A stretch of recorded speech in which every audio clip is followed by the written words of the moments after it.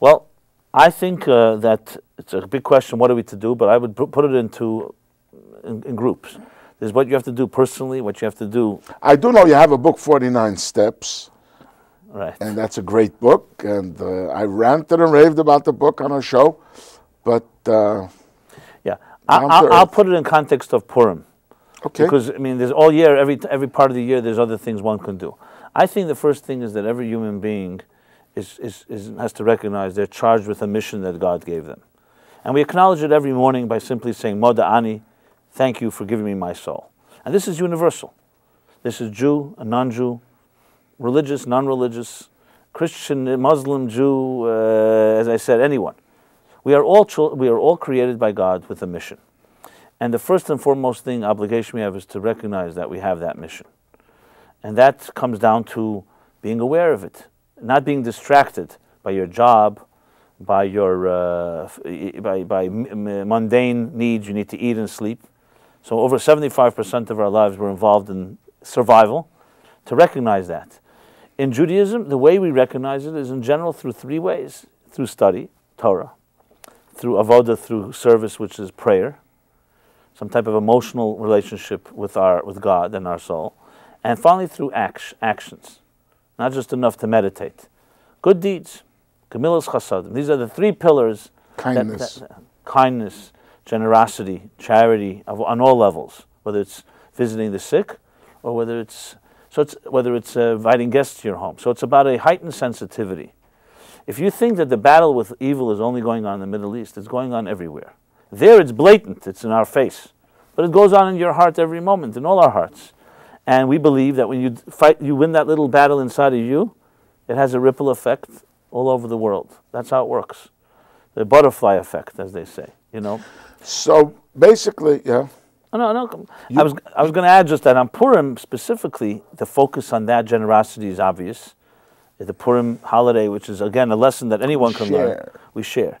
We invite guests to our home for a feast.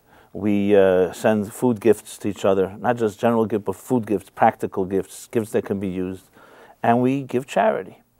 It's all about a form of unity that, so to speak, counters the divisiveness that exists out there. The Megillah says it, that this is one nation, Haman said, that's spread out everywhere. How do we counter it? Right. So so I think it's about, first and foremost, sensitivity in your own heart, sharing it with your children and families, and creating a sense of spiritual unity in our communities, which spills over. So basically, what you're saying right now is contrary to what some may think, that religion would require for you to lock yourself up in the synagogue on Yom Kippur, and this is the epitome of religion. What we're learning from Purim basically is eat, drink, enjoy your family, do what you need to, but make sure you do it for the right reasons and in the right way. Absolutely. Because you see, in Judaism, ultimately the integration of the material and spiritual part of our lives is the secret. It's not about escaping into the soul and denying the material world, which is impossible regardless, because we have to survive. But the beauty of Judaism that I find when you compare it to other systems, I'm not here to compare, but just is that it's not about asceticism and escaping into the spirit. It's also not about indulging in the material. It's about this, going back to the initial paradox, this mysterious way of how we find the perfect blend. Yeah, we spiritualize the material world by taking a piece of food, eat it, but instead of indulging, you make a blessing. You're sensitive to the fact that the strength you get from the food will give you power to be a better person. And that's the beauty of it. Well, Rabbi Jacobson, I quite frankly am looking forward to continuing this conversation in the very near future, because I believe we can sail through the entire year. Here you have a book Toward a Meaningful Life, 60 days about the high holidays, 49 steps about the period between Passover and Shavuos. You have a series of tapes on Kabbalah, and then you have the great one. I mean, this is most hilarious. Beyond Dogma, that's Rabbis Jacobson. Rabbis Simon and Yosef Jacobson. They are the greatest. Anyway, I do hope to have you both together here too. And that's going to be Jewish Entertaining Hour. We should mention the website where this is available. Absolutely. All this stuff is available on the website, which is on the screen. And you can contact Rabbi Jacobson to learn more about his lectures. He has his weekly lectures. He has lectures that are more prominent, more special. He travels the world, travels the country.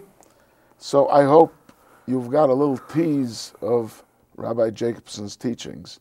And we do hope that through this show we will bring you closer to the mystical, at the same time, mundane life, way of life that Judaism expects from you, that God expects from us, to make this world a better place, to make this world a dwelling place for God's presence. Not in the abstract, but rather in the tangible. Thank you very much, Rabbi Jacobson. This was a good My pleasure. Teaser for a series, hopefully. And to our listeners, prepare this world, increase in kindness and goodness, and prepare this world to make it a better place. And until we meet again, hopefully with Mashiach, we want to wish you bracha v'atzlacha, a happy Purim, and all the best. Mashiach, Mashiach, Mashiach.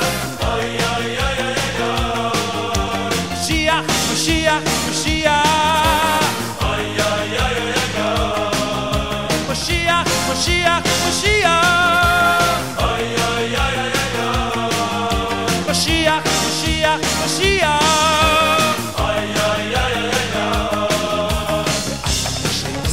עם כל זה יחכה לו בכל יום שיבוא שישמח עם כל זה יחכה לו בכל יום שיבוא